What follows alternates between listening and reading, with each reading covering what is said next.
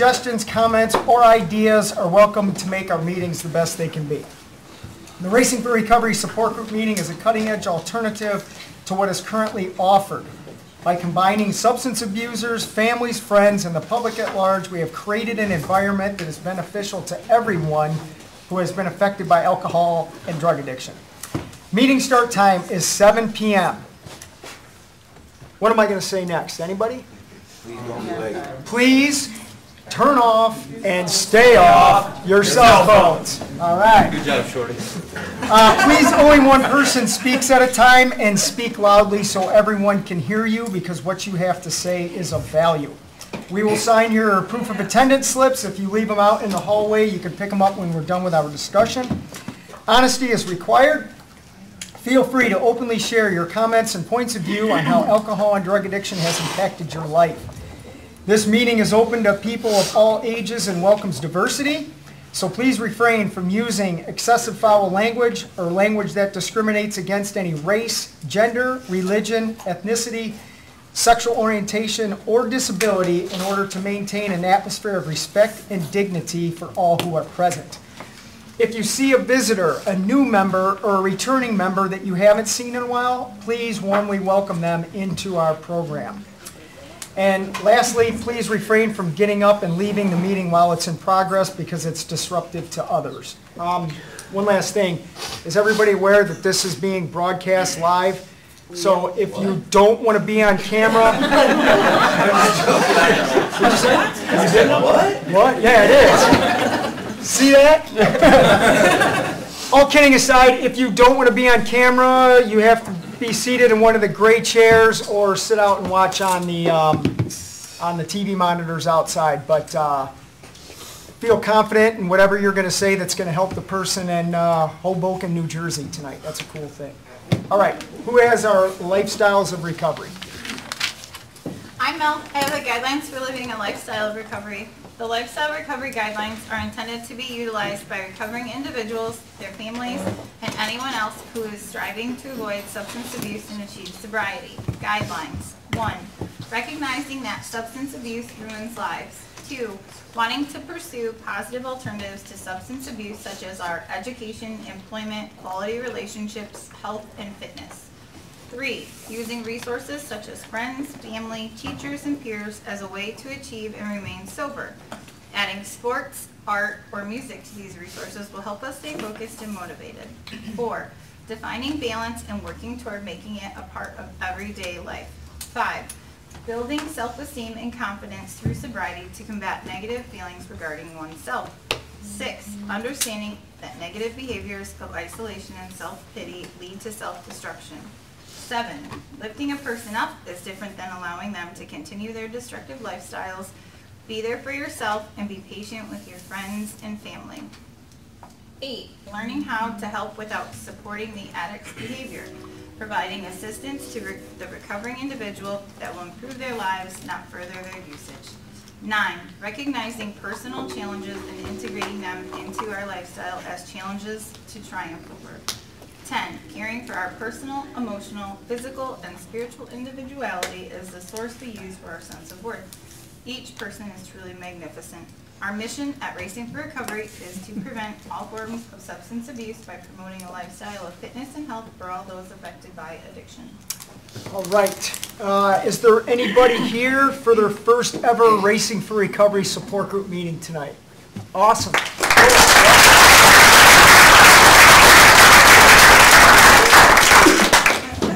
You guys all have to stand up and recite the Pledge of Allegiance. No? No, what we are going to do, and we do this at every one of our Racing for Recovery meetings, is we want to know who you are and why you're here. It's not required to say you're an addict or an alcoholic. We pretty much assume that you have a problem with that or have been affected by it. So you don't have to say that in your introduction. If you need to say that for your own well-being, feel free to do so. But again, at Racing for Recovery, we know you're more than something you did in your past. We want to know your name and why you're here tonight. Joe. My name's Joe. I come here because it's the happiest place on earth. And my friends and family are here, and every time I leave, I feel a lot better than when I came in. I'm Jordan, and I'm here because this is where my friends and family are, to keep my balance. I'm Jake, recovering heroin addict. With Raising for Recovery, I found myself, and I found out that I want to represent possibilities and ideas. I'm Denise, I'm Jacob's mom, and I'm here to give and get support. My name is Jerry. I'm here for hugs, not drugs. I'm here because Racing for Recovery did a lot to help me get to where I am today, and I am extremely grateful for everybody in this room. I'm Jackie. My first meeting was a couple weeks ago, and I left here feeling so positive, and I couldn't wait to come back. The only reason I wasn't back last week is because work takes me away. So I'm really excited to be here and learn a lot. Hi, I'm Brittany. I'm here to listen and learn. I'm Jessie, I'm here to listen and learn. I'm Amanda. I come to get the support that I need to stay sober. My name is Mike, and I'm here to continue educating myself on my sobriety. Hi, I'm Steven. I'm here for the positivity. My name's Daryl. I'm here because I enjoy the company of the people that I surround myself with here. I'm Brandon. I'm here for the positivity. Surround myself with good friends. I'm Jerry, and I'm here to learn. My name is Patrick, and I'm here because I love sober life and moving one foot in front of the other. My name is Mike. I come here because this place helps many people stay sober. Some of you may know I had my procedure last Friday, the surgery. So far they don't see any other cancer, which is good. And I'm also 120 days clean.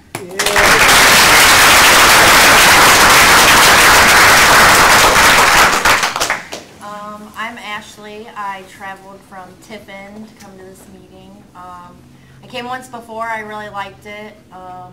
I've had a really bad week, and I really needed a meeting, so I'm here. Awesome. I'm April. I traveled here from Findlay. This is my first time at this meeting. I just celebrated 6 months, and I've also had a really bad week. That's the eye. And that's why I'm here. Wow. Awesome. I'm Bob, and I'm here because checking in helps me keep me checking out. In other words, being accountable is a good thing. And I like being here. I get a lot out of these meetings. All right, I'm Mario, and I'm here pretty much just to listen and learn from you guys and keep soaking up good stuff. I'm Michaela. I'm here to listen and learn. I'm Chris. I'm an addict in recovery. I came here last week, and it was my first time here, and I just really enjoyed the format, and I was excited to come back again this week. Right on. I can't stay around, so I feel like I should stand up. And plus, I was told to step out my comfort zone, so this is what I'm going to start. We're coming up on 6 months in about 2 weeks, and I've really just, ever since I got clean, I just started loving life. I've been enjoying myself again for the first time since I was young, so that's why I keep coming back.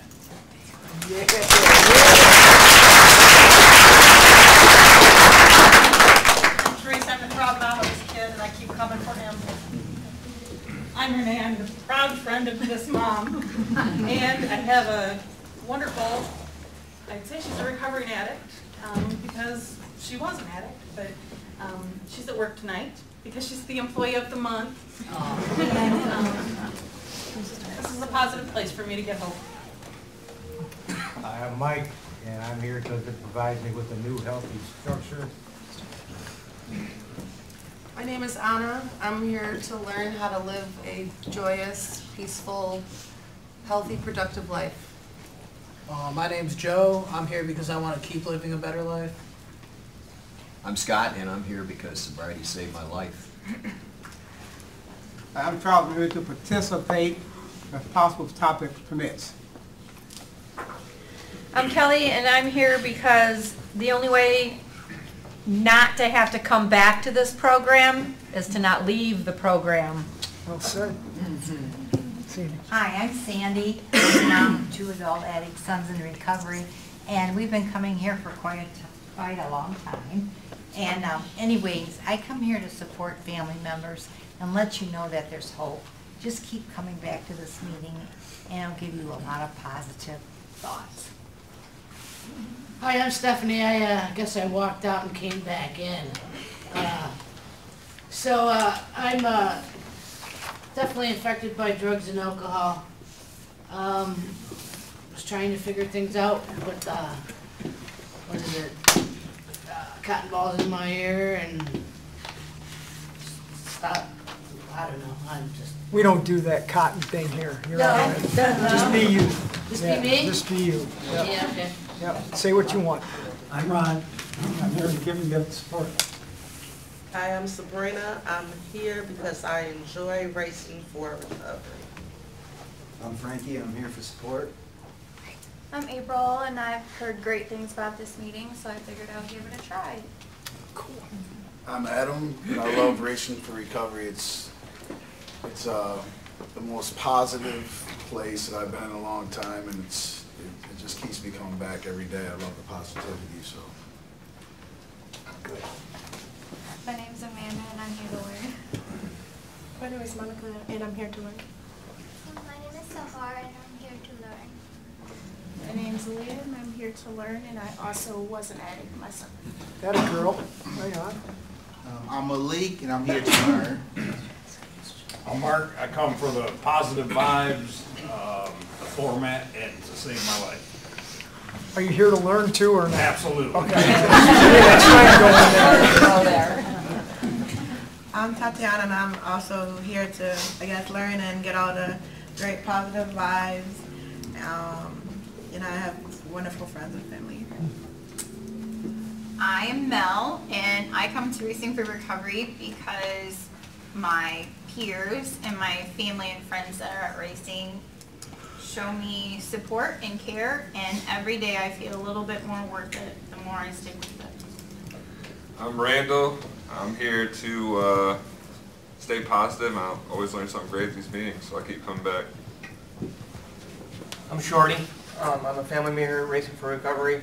I'm here to learn a new lifestyle of recovery, and through this lifestyle of recovery, today I celebrated 90 days without it.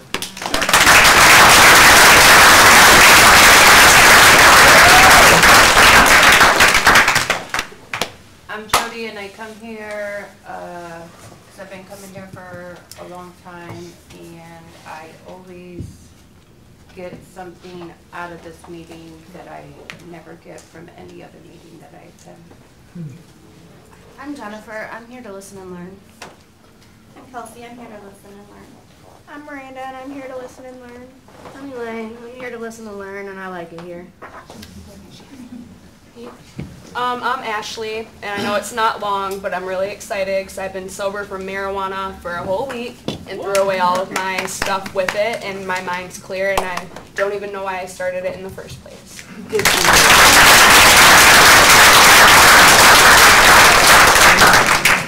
Hi, I'm Ruth, and I'm here for the support and give support and to listen and learn. You're on that bus of listening and learning too. Hi, I'm Shelby, and I'm here because over 4 years ago, this program gave me my mom back. Close to 2 years ago, it gave me the man I'm going to marry, and this year it's giving me my best friend back. Yeah, that's good.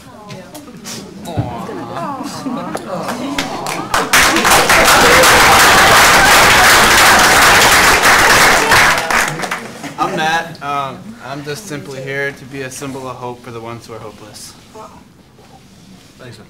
I'm Justin. I'm here because I want to continue to learn how to continue loving myself, love other human beings, and not have hate for others. I'm Carolyn. I firmly believe in the holistic approach, mind, body, and spirit, not just for the addicts, but for healing of our families also. I'm David. This is my first time. I'm here to listen and learn. I'm Margaret, and I am here to give and get support. I'm Ryan. I'm here to learn things that will let me have a better quality of life and to support anybody who's been affected by addiction. I'm Marlon. I'm here for sobriety. I'm Fitzgerald. I'm on that listen and learn bus. I'm Ryan. I'm here for the positivity and to absorb any and all information about sobriety. I'm Lori. I am a supportive parent. I've been coming here for 18 months. Lately I've been watching it online, but I like it better here. I'm Jenny. I'm here to support this awesome program and hear all the great stories of people in recovery. I'm Chris. I'm another one here to learn. I'm Grandma. I give free hugs. I'm really happy to see Jerry back. I've been wondering about where he's been.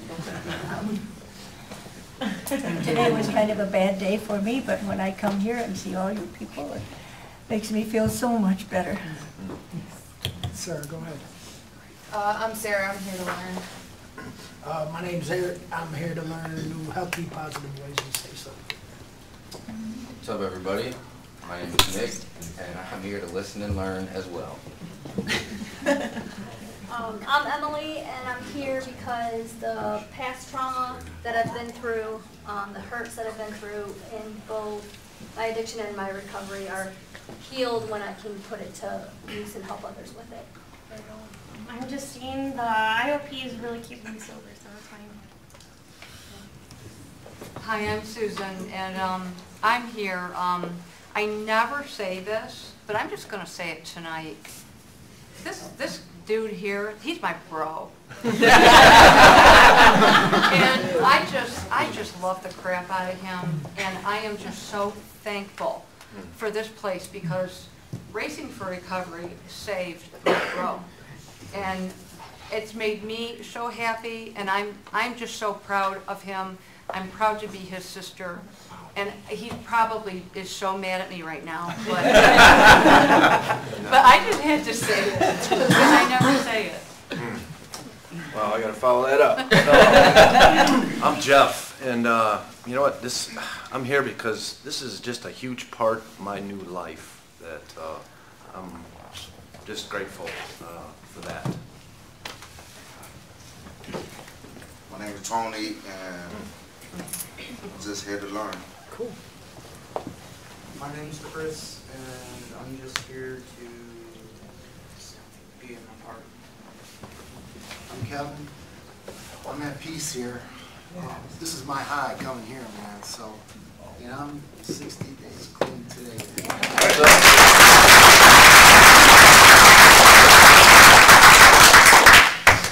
I'm Tim, and I'm here working on a healthy, balanced lifestyle.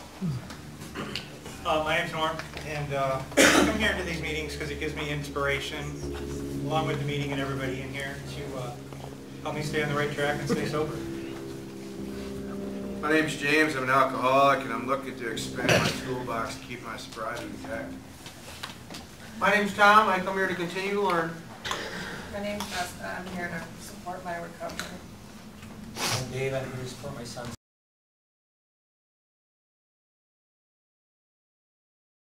Steve. I'm Rachel. I'm here to support the family and relatives I have that are in recovery and also to listen and learn.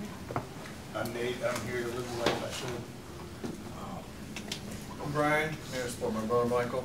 And Esther. I'm here to support my son Michael. I'm Bob.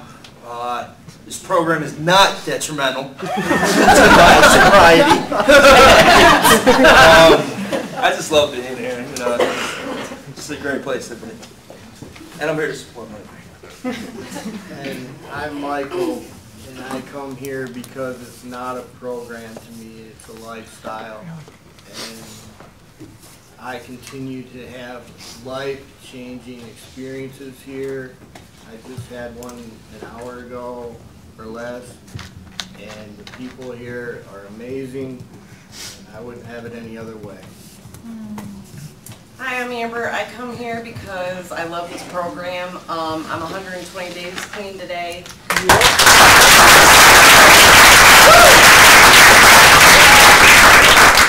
The people here in this program have taught me a lot, continue to teach me a lot, and I couldn't be more grateful.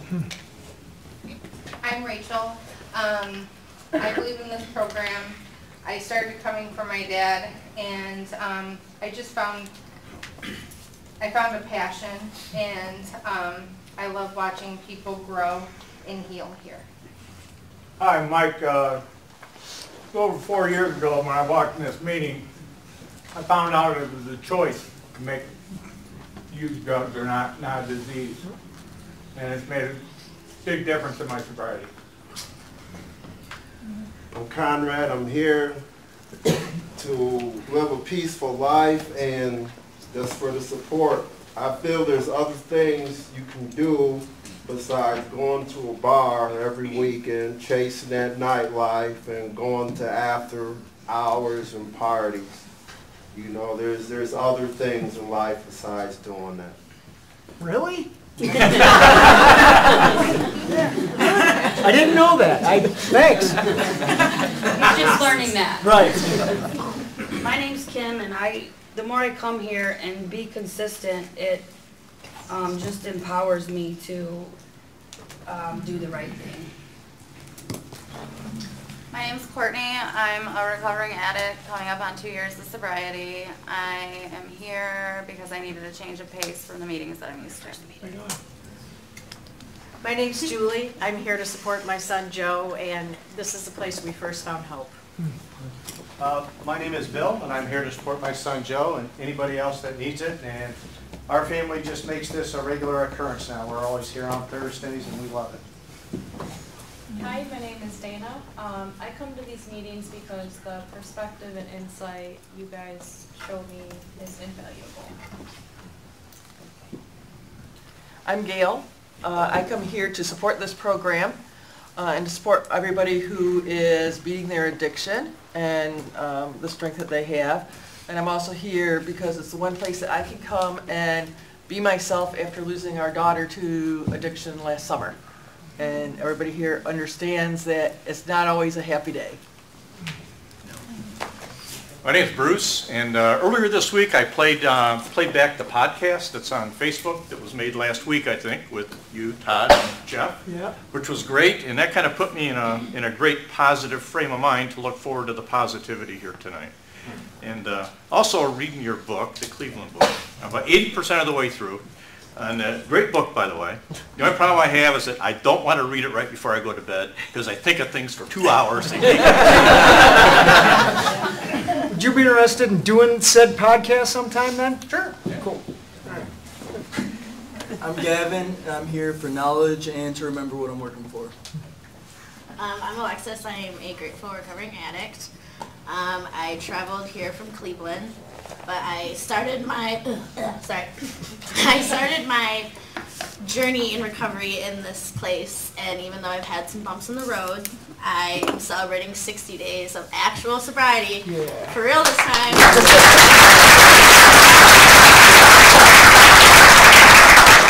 There's nowhere else I'd rather be today than this place, and I'm happy to be here. So good to see you. I'm Desi. I continue to come because the education, the hope, and the inspiration that I have found not only in our program but the people within this program has shown me how to live a life that I'm truly proud of today. Don't tell me what to do.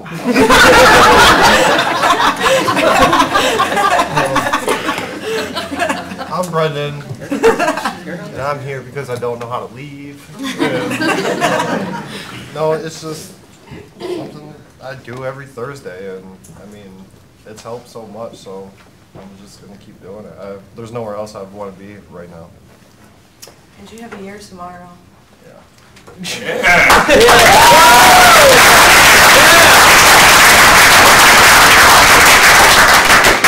need to say that a little louder. What do you have tomorrow? Don't tell me what to do.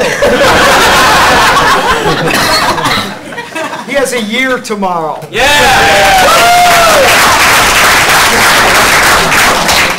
And his birthday was Wednesday? Tuesday. I know my life.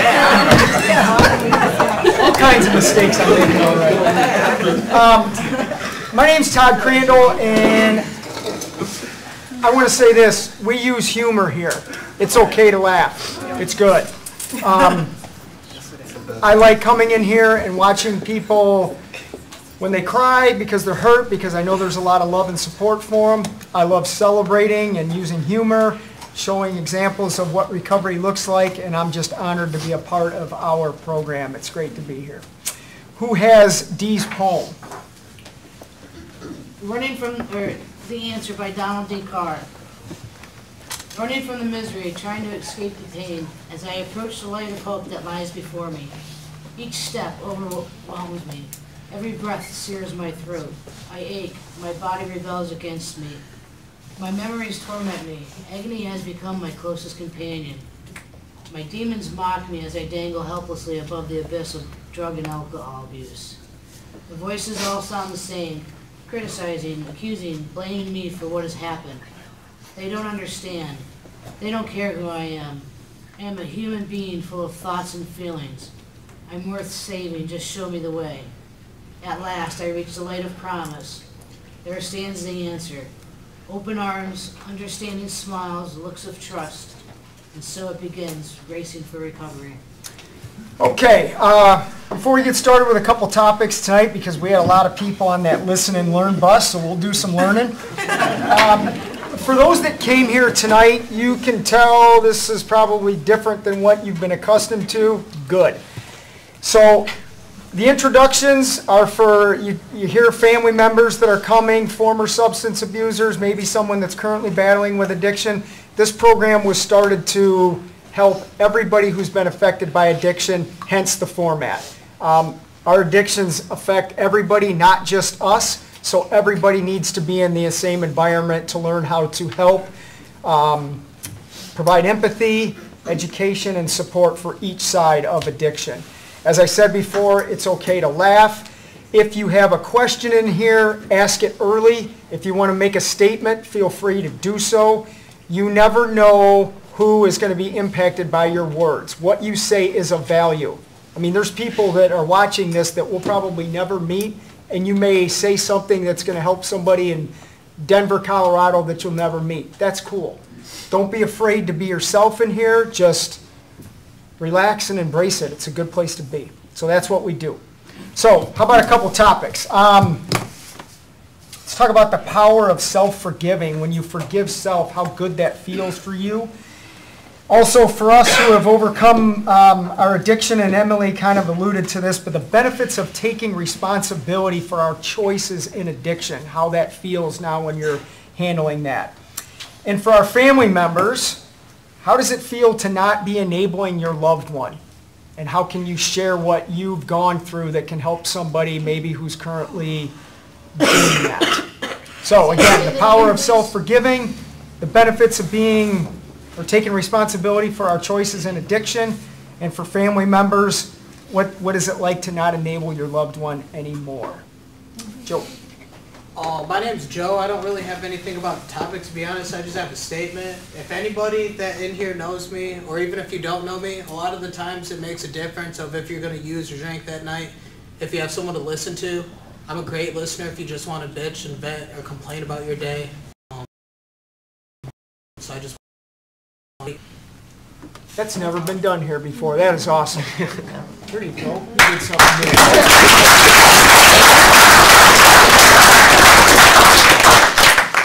That was kind.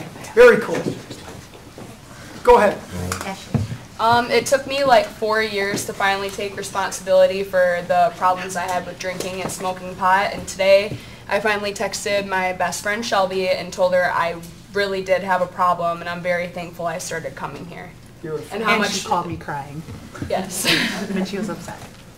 That's good. We're going to have a good night tonight. Yes, young lady. I had an issue with pills and marijuana, and I've been sober 8 years after that. Wow. I was finally able to tell my family about it, and now I'm in college. How does that feel? It feels great. Like you have a clear mind. I have supportive friends I can talk to. I've never in my life been so happy to be sober. Who's up? Jordan. When it comes to like owning up, it feels great now because I don't have to hide that I was using or what I was doing or why I was doing it. I can, you know, talk to my mom about it, and now she doesn't always wonder, like, why was he acting like that? What was he doing? What was wrong with him? And wondering, like, if it was something she was doing or something she had done, you know, and now it's all out there, so it's less stress. I don't have to hide or lie about anything, and it feels good. Awesome.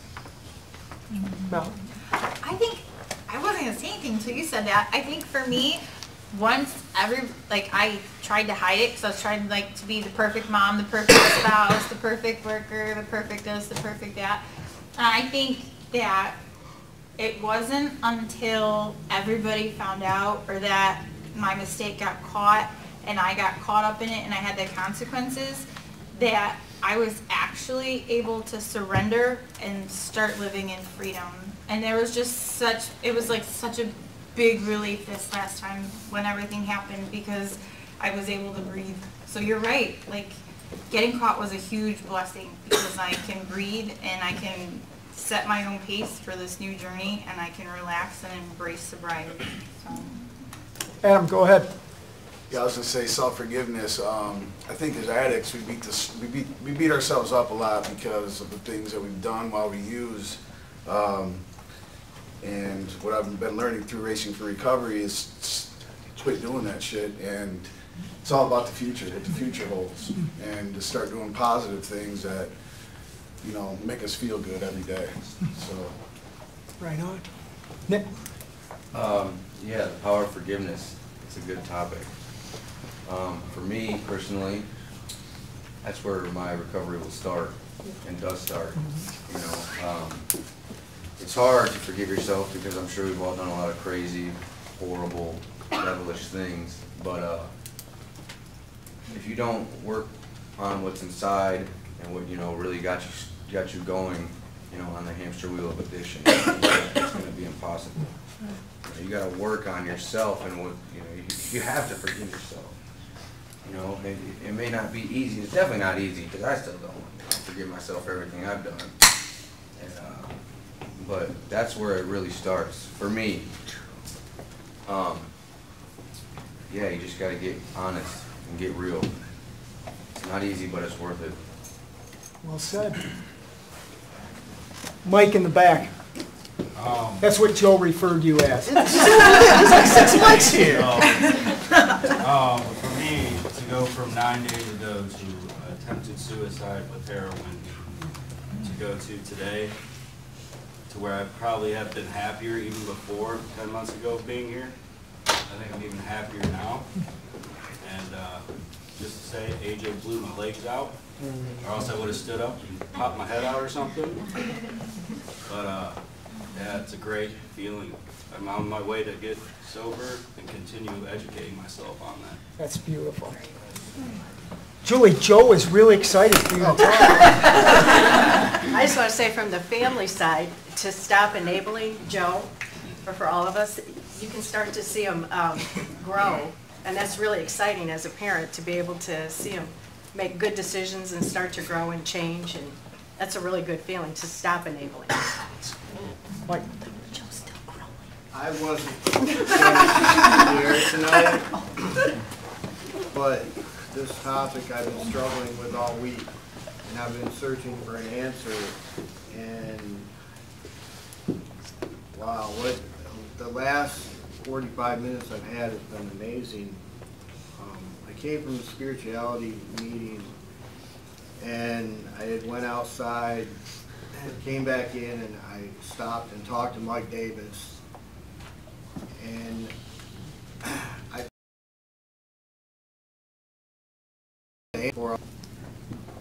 and I'm just so overwhelmed right now. I don't even know if I can do this, but a lot of things were said in that conversation, and we talked about people I'd hurt and things I've done and people I don't even know, and how could I ever make it up to them.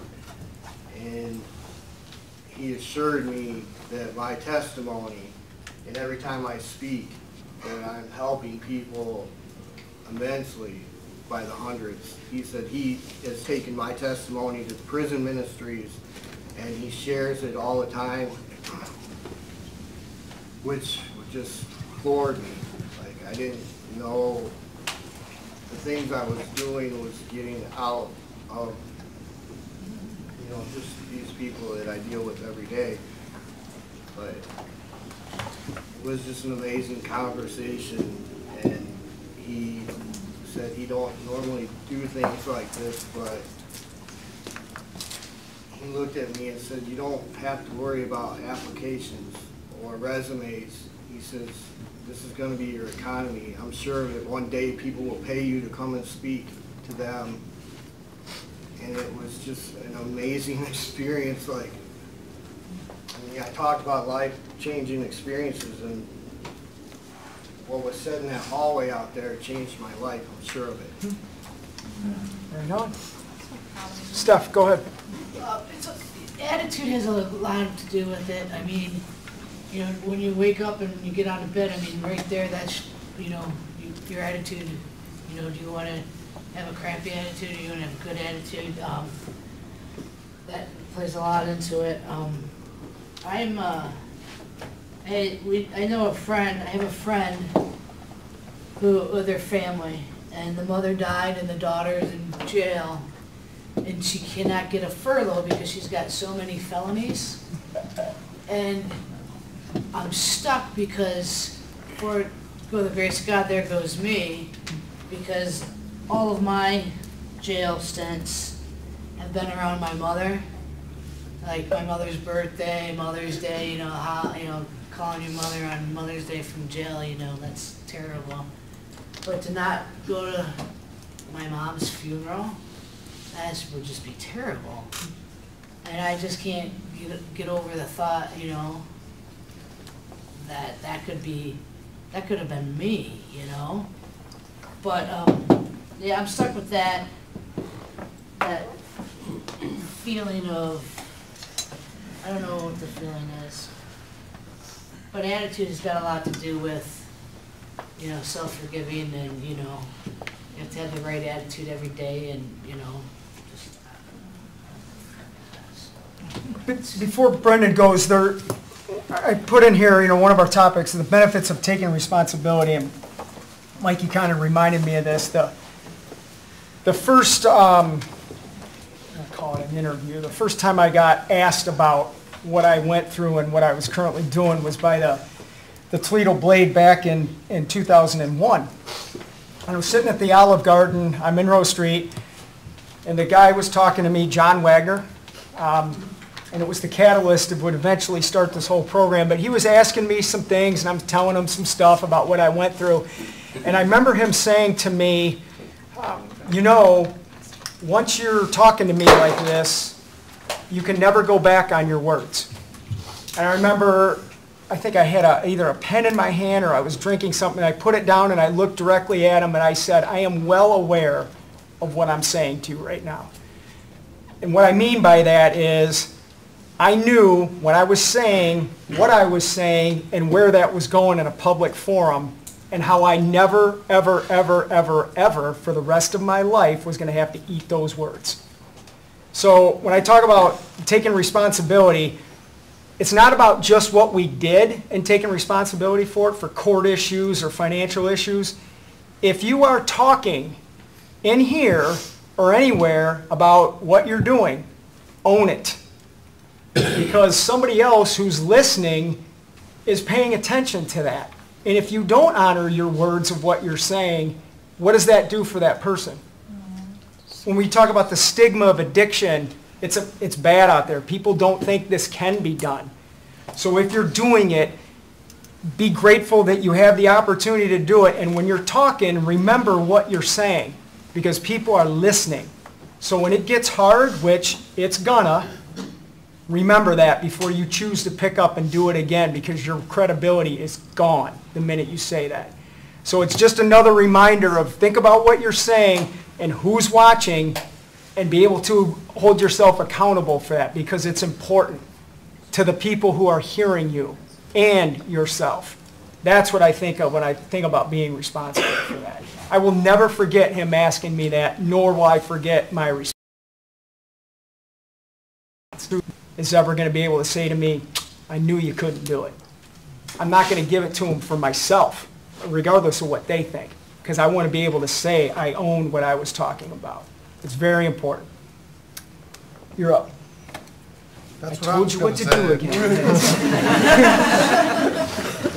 We're talking about. With self-forgiving, it's not easy at first, but I just look at it as I'm walking down this road of sobriety and I'm carrying all this extra baggage with me, all these weights holding me down. So until I can, forgive everything that's bothering me, I can't keep moving forward with all that extra bullshit in there. So it gets a lot easier once you can start forgiving yourself for all the things that we have done or said or whatever the case may be. And I think that's part of it, goes into your second topic of taking responsibility for what you've done. I had a lot more, I just don't feel like talking. Shorty, you're up. Yeah, taking responsibility for my actions. I'm going to be the little poster child here tonight. Means I had to do two things. Means when it came to my family, I had to shut up and do the work. Then after I shut my mouth for a little while and started doing the work, I had to do something else. And I've done this to a couple of people that are really loving my family, and I had to do this with another person. And it says on page 101, on 100 of our book, There's More Than One Way to Get to Cleveland. I apologize for what I did to you and the family. I'm using a paraphrase here. I empathize with your feelings, and I want you to know that I never intended to hurt you or our family.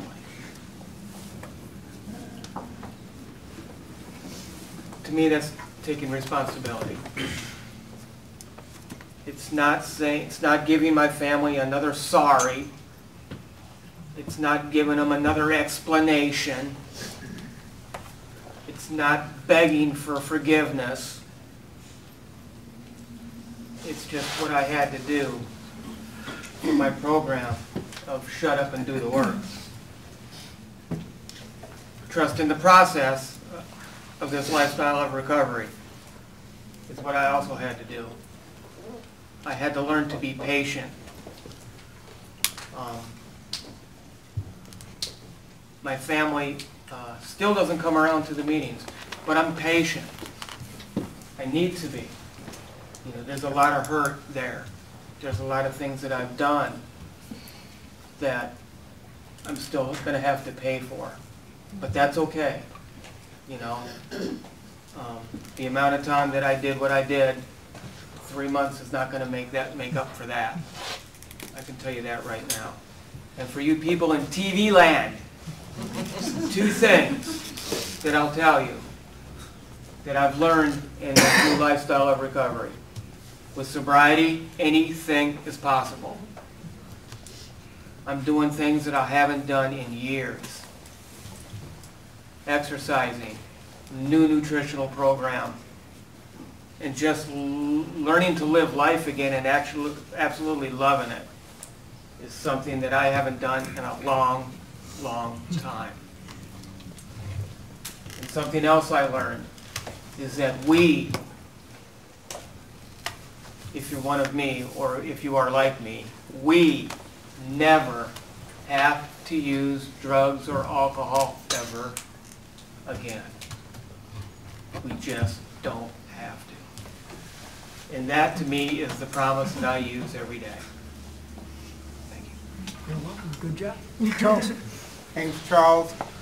The first step of being accountable for me was the first step allowing me to be responsible for myself, and then to also get rid of the guilt that went along with the act of addiction. By being accountable and looking back at what I did, not putting it on somebody else, or if they had this and that and the other, looking at myself was really giving me the freedom to be no longer in active addiction. But then I had to step back and look at some of the mistakes I made of my own admission, choices I made, people I chose to be around. And one of the hardest things initially was to leave those people alone, you know, and then seek other people that wanted the same type of lifestyle that I needed for myself. Someone that's not going to bar, someone that doesn't have a 40 ounce or the shot or the drink, whatever. Those people are here today. Years and years ago, it just wasn't believed that anyone, an alcoholic or an addict, could ever have anything to do. So society let us just fall by the wayside. They almost caught it like they were thinning out the herd, and that was really, really wrong and hurtful. But today it's a proven fact. May 13th, 1988, it's the last day I picked up any drugs, drinks, or whatever, because I had an honest desire. An honest desire because the courts told me I had had enough. I took a sheet of paper a while back, and I wrote on the front and the back every line of people I've known that's died in active addiction. It like ripped me apart. But then I said, I look at also even more people today live productive lives. They go to work. It's great to have family to support you. It is a wonderful thing. But then again, you got to look at what you're doing to them. I think when I saw my sister cry when the police were there and the cop told her, that guy in the front room, that's not your brother no more. That's not who you thought he was. That cut to my very core. In Texas, they only gave us 11 days to clean up. 11 days we were back out to make a decision on what you want to do with your life. Programs such as this, a lot of times when it's over with, people hit the door and gone. You got to be willing to reach out to somebody. I mean, somebody, anybody, and tell them what's going on with you before you go out to your old so-called friends who are still doing the things you're choosing not to do. I used to love smoking marijuana. I'd get in a plane and fly. I loved it, but it was all no good. All no good. These past 29, almost 30 years have been the best of my life because each day, for me, I get my will in life over to something greater than me, and I call him God. A lot of people are afraid of that, but that's what happens for me. And I can go anywhere on this planet, any room, and feel okay with running my mouth because it's about some good. It's not about who's whom and who's that. So thanks for letting me share here and participate in my recovery. And like I said, you know, this is something that years ago it wasn't possible. All of us felonies would be locked up. Our government didn't go for this. This is a gift we all have to cash in on, but one day at a time. Thanks for letting me share. Jerry, you're up. Hey guys, I'm Jerry. It's been a while since I've been here, and I'm really happy to be here again. Self-forgiveness is very, very important in recovery, in my opinion.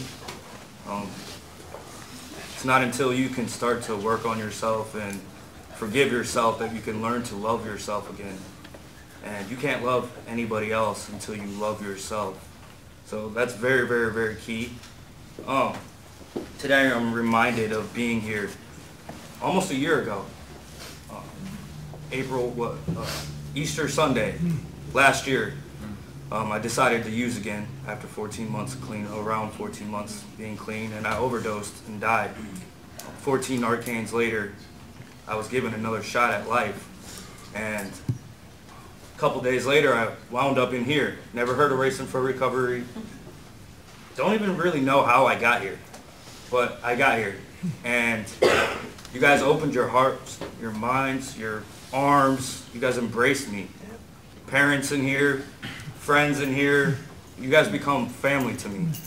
And Racing for Recovery helped me learn to love myself again. IOP, everything that I've done in this program was very critical in helping me learn to love myself again. And I'm extremely grateful for that. I almost have a year clean. You know, blessings on top of blessings on top of blessings keep coming to me. And it's from continually working on myself, loving others, being grateful for life, being grateful for that second chance. I just found out last week I'm gonna have a baby. I've got a house. I mean, money doesn't buy love, doesn't buy genuine goodness of a person. But I haven't been here as much as I'd like to be here because I've 2 jobs been up, but I've been trying to get my life back on track and in order. And now I only work 1 job every day. I work 7 days a week, but I only work 1 job every day. So I'm starting to get some balance back into my life. I've got a gym membership now. I'm able to come back to meetings.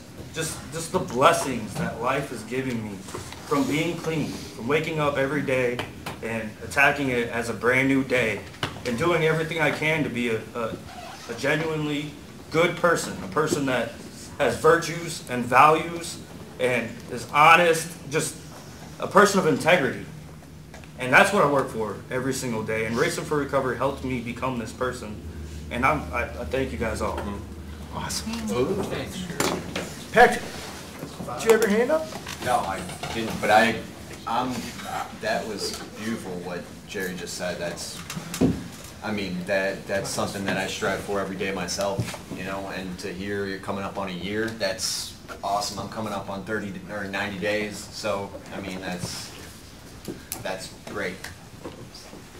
I'm having a hard time distinguishing between Joe and Patrick, so I don't know what's going on. But Joe, go ahead. My name's Joe. When it comes to forgiving myself for the things I've done in my past, sometimes it's extremely hard because I did quite a few things I'm really, really not proud of.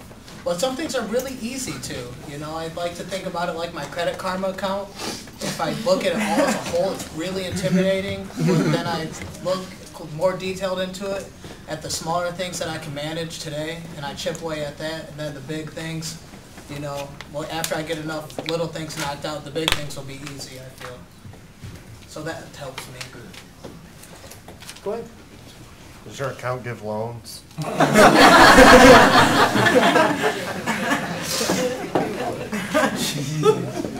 Anybody else? What? I was talking about Emily. Oh, you were? Yeah. You raised your hand at the end of last week, and it's so I was kind giving of you funny another because chance. that, like, what I was going to say last week totally applies to this. So, like, the idea of self-forgiveness, like, it's really, really hard. And accountability, like, that's the first step, because you can't really forgive yourself if you don't admit that you did something wrong. But I think what really stuck in my mind that I've kind of been thinking about really since last week is that the act of self-forgiveness is really hard, and we have the ability to stop having to do that by staying sober. Because if we stop using drugs and alcohol, we will stop intentionally making those choices that hurt the people that we love. So if we don't want to have to keep forgiving ourselves for that stupid stuff that we do in addiction, the first step is to stop doing it. And then when we're trying to, like, forgive ourselves, and I mean, I'm a big believer that if you're talking about the things that you've done or the things that have been done to you that you're taking responsibility for that are not your fault, that when you talk about it, you're helping other people, and when you help other people, you're allowed to forgive yourself. So if you're, and I have to share this too. This week I participate in the drug court process on the treatment team, and there was a guy there that relapsed, whatever, went back out, and he's like, he said, I know I got to hang out with those people that, you know, go to meetings and stay sober. I got to hang out with those people. And I can't talk during the docket, you know, I just have to be quiet and listen. It's really hard for me to do that sometimes. And I just wanted to get up and hug him and be like, you are these people. You just got to stop doing this. Because that's what, you're not different. We're the same when it comes to the stuff that we've done and the stuff that we want to forgive ourselves for. And it broke my heart. But if you're someone here in this room that feels like, what's the secret that all these people had, that they're so positive, you're these people too. You are. There's a struggle that you have when you're in addiction, and there's a struggle that you have when you're in recovery. The struggles that you go through with recovery are worth it. They're so worth it. You know, before Jake reads our closing poem, I was thinking, first of all, when anybody speaks in here, it's awesome. But you can tell, and we even have it in here when we're doing the introductions, and you just see it on people. I'm here for the positivity. I'm like, oh, okay, if that's your version of positivity, I mean, you can see, life weighing on them. And as Charles was talking, he said, one thing he said that was very profound that we don't do enough of, we do sometimes, and that is meet somebody. If you hear somebody speaking and you like what they had to say, here's an idea. Go talk to them afterwards. Ask them how they're able to speak like that, and they'll tell you. And then you know what? You get the opportunity to do some things so someday you can talk like that and someone else can do the same thing for you. When I first stopped self-destructing and I sat in the traditional support group meetings, when people like Charles spoke, and I know who they were, Carl and Robin, and that was at least a few days ago when I heard that. Some sarcasm. I listened to him, and I went up to him, and I'm like, I'm Todd. Tell me how you got to, what do you do? What is that like? I want to talk like that. I want to live like that. And then I went out and started doing some things. So you can come into any support group meeting you want, but if you don't get active and learn from the people that are speaking the way you want or experiencing the things that you want, first of all, you deserve that, but you have to go inquire about it. If there's a drug dealer in here saying he's got free dope or whatever it is you want, I'm sure you're going to get up and introduce yourself. You're probably going to run over every other person that's in front of you.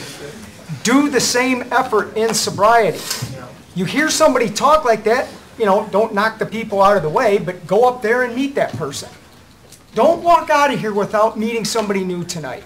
You're only hurting yourself, and you're not giving yourself the opportunity that you deserve. That's imperative. Jake, go ahead. I'm going to follow that up with my first ever meeting here was I heard Jerry's story, and I went up to him after the meeting and gave him a hug. And now we live together, and he's one of my best friends. There you go. There you go. So, that's what this program does. Beautiful. Autobiography in 5 short chapters. I walk down the street. There's a deep hole in the sidewalk. I fall in. I am lost. I am hopeless. It isn't my fault. It takes forever to find a way out. I walk down the same street. There's a deep hole in the sidewalk. I pretend I don't see it. I've fallen again. I can't believe I am in the same place. But it isn't my fault. It takes a long time to get out. I walk down the same street. There's a deep hole in the sidewalk. I see it is there. I'm still falling. It's a habit. My eyes are open. I know where I am. It is my fault. I get out immediately.